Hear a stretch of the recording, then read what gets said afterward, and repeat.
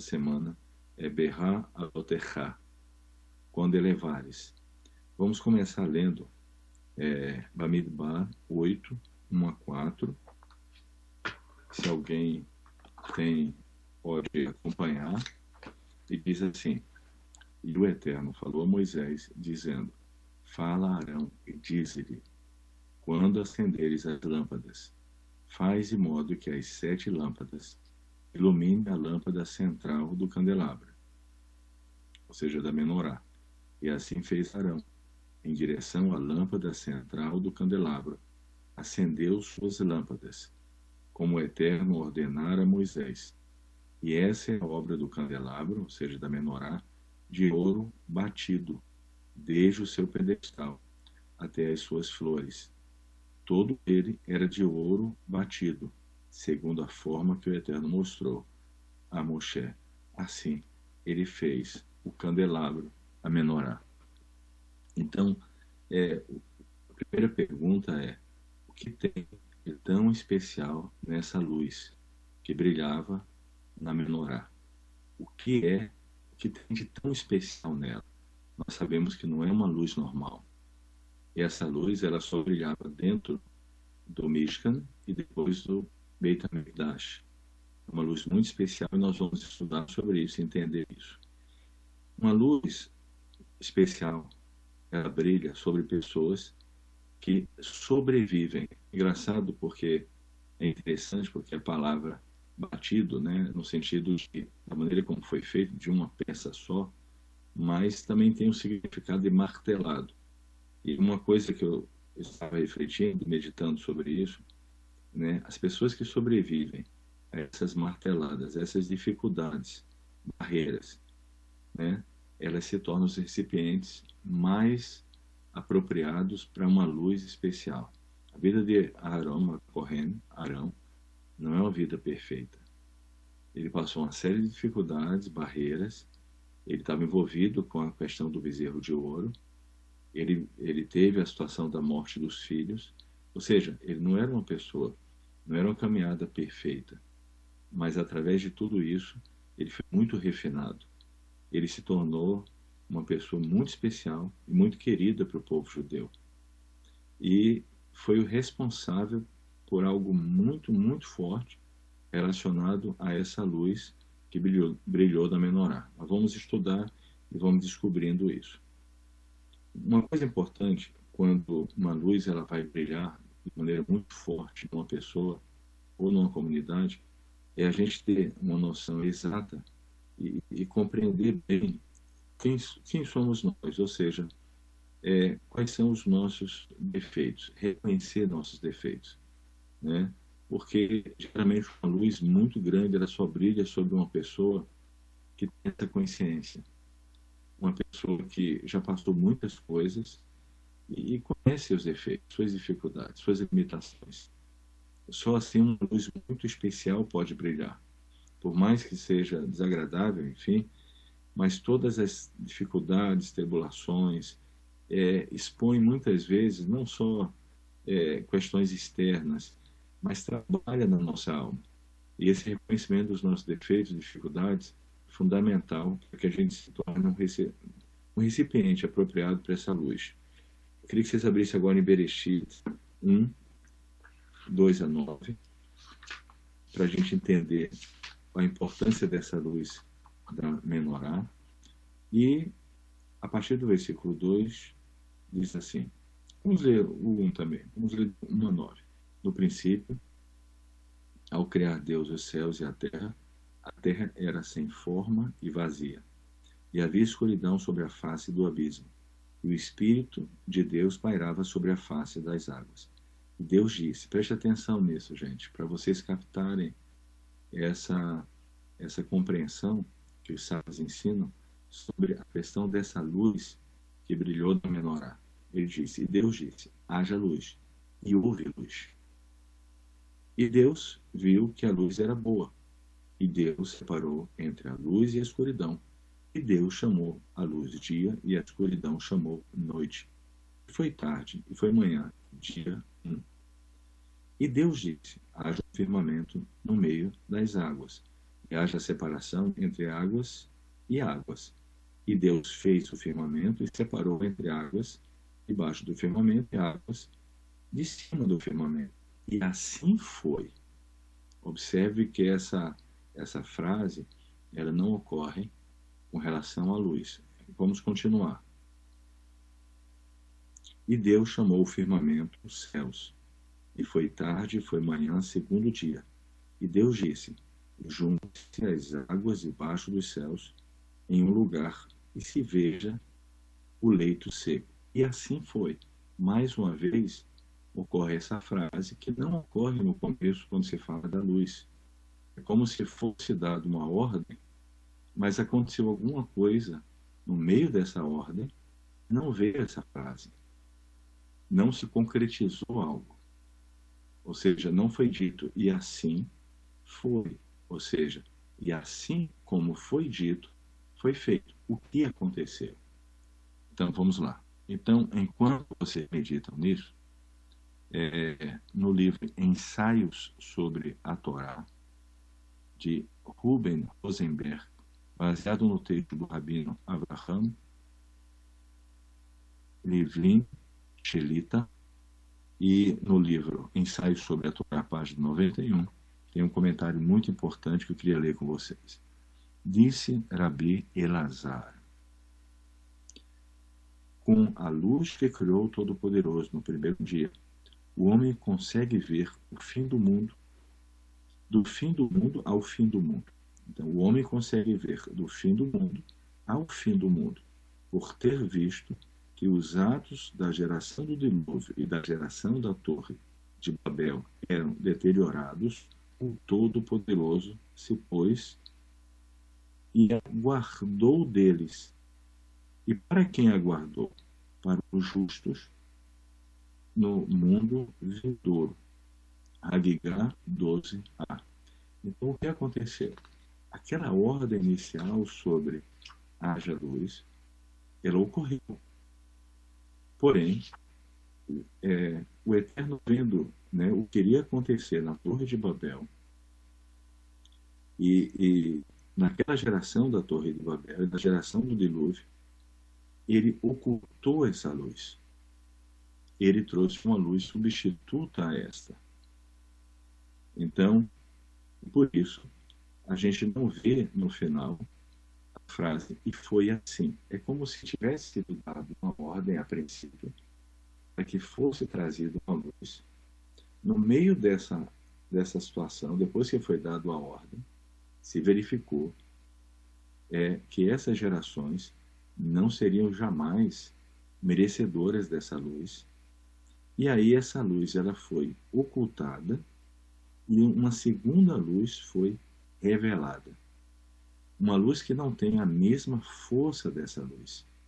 Essa luz, que é chamada luz original, ou Or Haganos, é uma luz que revela não só o Olam Hazé, mas o Olam Habá. É uma luz que abre as coisas no sentido espiritual. Mas essa luz foi ocultada e se revelou uma luz que traz apenas a percepção, mas também influencia na existência do mundo físico, né? Que vem, obviamente, através do sol, a luz que nos concede o dia, e quando essa luz sai, se põe, vem a noite. Agora, observe, tendo esse conhecimento, vamos ler de novo Gênesis 1, 4 a 5. E vamos identificar o que os sábios estão dizendo sobre essas duas luzes. Observe, diz assim: haja luz e houve luz. Ou seja, haja luz e não foi dito e assim se fez, não. E houve luz. Então, essa luz aqui inicial, ela foi ocultada e foi substituída provisoriamente por outra luz. Agora observe o comentário. E Deus viu que a luz era boa, aquela primeira luz. E Deus separou entre luz e escuridão. Ela foi separada, ela foi ocultada. Quando é que ela será revelada? Na era messiânica. Quando o espírito de impureza não estiver mais na terra, quando sair esse espírito de impureza, porque essa luz ela foi separada da escuridão, ela foi guardada justamente para a era messiânica. Com relação à luz que passou, que se revelou, quando essa luz original foi ocultada, se diz, e Deus chamou a luz dia e a escuridão chamou noite. E foi tarde, foi manhã, dia 1. Ou seja, a segunda luz, a luz do sol. A luz que brilha só no Olam Hazé, no mundo físico. Porém, segundo os sábios, houve um conserto para isso. Isso está no Zohar. E nós vamos observar isso, lendo de novo Números, vamos abrir 8, 2 a 3, e diz o seguinte, e assim fez Arão. Então aquela frase, né, e assim foi, agora ela é completada por essa frase, e assim fez Arão, em direção à lâmpada central do candelabro. Acendeu suas lâmpadas, como o Eterno ordenara a Moshe. E essa foi a obra do candelabro de ouro batido, desde o seu pedestal até as suas flores. Todo ele era de ouro batido, segundo a forma que o Eterno mostrou a Moshe. Assim, ele fez o candelabro. Nós temos um comentário dos sábios que em Arão houve uma kavaná muito forte, muito apropriada, muito refinada, uma intenção ao acender as luzes da menorá muito forte, uma kavaná muito grande. E isso atraiu para a menorá essa luz original, como uma amostra, uma luz que não seria revelada até a era messiânica. Mas pela kavaná de Arão, a Kohen de Arão, ele atraiu essa luz para a menorá. E por isso ele fez um concerto. É interessante porque há um comentário de Urash que diz, e foi assim que era dito no livro de Bereshit, Gênesis, no dito da criação, acompanhando do verbo fazer, quando Arão, ligado a Arão, segundo Urash, né, da expressão fez assim, trouxe de volta uma amostra da menorá, né, porque essas palavras elas têm a ver, segundo Urash, com concerto. E esse concerto trouxe uma amostra dessa luz sobre a menorá, dessa luz original, que brilhará na era messiânica. Uma amostra no Beit, dentro do Mishkan e dentro do Beit HaMikdash. Ok? Então, qual é o ponto que eu queria trazer para vocês hoje, relacionado a essa explicação, essa midrash, que os sábios explicam, é que quando existe uma kavaná, uma intenção de estudar a Torá, de fazer uma mitzvah de todo o coração, se atrai coisas que foram perdidas, seja uma luz, seja uma configuração espiritual que estava ocultada. E eu queria, assim, obviamente, considerando as devidas proporções, um nível muito menor, considerando as devidas proporções, mas eu vejo que a dedicação de cada pessoa da nossa comunidade, o interesse pela verdade, mas não só para conhecer, mas para praticar, essa determinação de fazer cada dia as rezas, né? Ser fiel na tefilá, ser fiel no estudo da Torá, e a alegria que ocorre quando nós estamos juntos, isso não é normal, gente. Isso está atraindo uma alegria, uma força que tem um propósito divino. Eu estava conversando recentemente com uma pessoa e eu estava conversando sobre a nossa comunidade e eu expliquei, né, como a comunidade vive a Torá, está junto nas festas, no Shabat, as pessoas oram, as pessoas fazem as rezas, estudam a Torá. E a gente estava falando sobre outros grupos que migraram para Israel, né, e que teve que ser provado que eram os judeus que tinham uma descendência, como aconteceu na Etiópia e em outros lugares.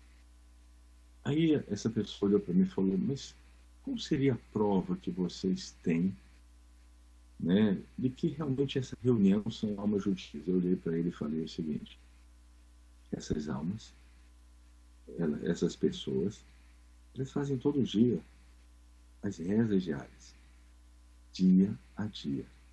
Elas vivem o padrão que foi estabelecido na Torá de uma maneira intensa. Elas estudam a Torá todos os dias. Bem, para mim essa é a prova. A pessoa olhou para mim, riu, e ela falou, é uma prova incontestável, porque é uma prova prática, uma alma que não tem, uma alma que não tem essa conexão com o Eterno, uma alma que não teria realmente uma ligação, né, com o judaísmo, uma alma judia, não teria condições de fazer todas essas coisas. Nós observamos que está sendo trazido algo muito especial, muito especial. E por isso eu acredito muito na nossa comunidade. Por isso eu tenho fé, vontade, desejo, a disposição de lutar, no sentido de lutar para mostrar o que está acontecendo na nossa comunidade. Não uma preocupação apenas com a minha entrada ou da minha família, a nossa comunidade. Porque o que está acontecendo com a nossa comunidade é maior do que o que acontece com qualquer pessoa individualmente. E eu queria trazer um texto, como eu falei no começo, e quero incentivar que as pessoas que leem algo que acha significativo mandar para nós. E esse texto, ele está em Miqueias 2:12. É uma profecia. Nós não estamos aplicando a profecia como se nós fôssemos o cumprimento dela. Seria uma arrogância da nossa parte. E não, nós somos uma pequena parte disso. Essa profecia será cumprida de uma maneira muito ampla. Nós somos apenas uma pequena parte disso, mas ela é significativa para nós. Diz assim, por certo, buscarei todos vós, ó casa de Jacó. Certamente hei de reunir os remanescentes de Israel. Hei de colocá-los todos juntos, como ovelhas em um redil, como um rebanho em seu pasto, alto e sonante será o ruído que dele se erguerá, pela imensidão do seu número. Aquele que remove as barreiras seguirá à sua frente, e assim vencerão todos os obstáculos, virão, irromperão pelos portões, seu rei passará à sua frente, conduzido pelo Eterno. Então, essa profecia é uma profecia que o Eterno promete, nos últimos dias, reunir todos os remanescentes. Nós somos uma pequena parte disso. Isso está acontecendo conosco e com muita gente ao redor do mundo. Somos apenas uma pequena parte. Mas essa frase final é muito forte e eu quero que a gente todos nós possamos gravar isso. Vencerão todos os obstáculos. Todos os obstáculos. Um pouquinho antes. Aquele que remove as barreiras seguirá à sua frente e assim vencerão todos os obstáculos. Nós vamos vencer e nós vamos alcançar esse propósito divino, porque é a vontade de Kadosh Baruch Hu. Gente, essa é a paraxá. Ela é uma paraxá curta, mas acredito que é uma mensagem que é importante para nós, porque assim como pela Kavaná de Arão, Aaron Akohen. Ele conseguiu trazer a luz original, uma luz que seria revelada somente na era messiânica, uma proporção muito menor, mas muito menor, bem pequeno, mas eu vejo que no nosso meio, né, nas devidas proporções, a gente trouxe uma alegria junto, que é muito especial. A gente trouxe uma alegria, uma luz, quando nós estamos juntos, quando nós cantamos no Shabat, nas festas, de maneira muito especial. Nós trouxemos para nossas vidas uma dedicação à Torá e às mitzvot muito forte. E a nossa busca pela verdade quebrou as barreiras, como, né, o Rabino explicou, foram quebradas passo a passo, até a gente chegar a esse momento onde nós estamos livres das kelipot, e nós entendemos que a conexão é direta com o Eterno, sem nenhum intermediário, que a Torá é o único referencial que realmente é verdade. Tá bom, gente? Baruch Hashem, que Deus abençoe todos.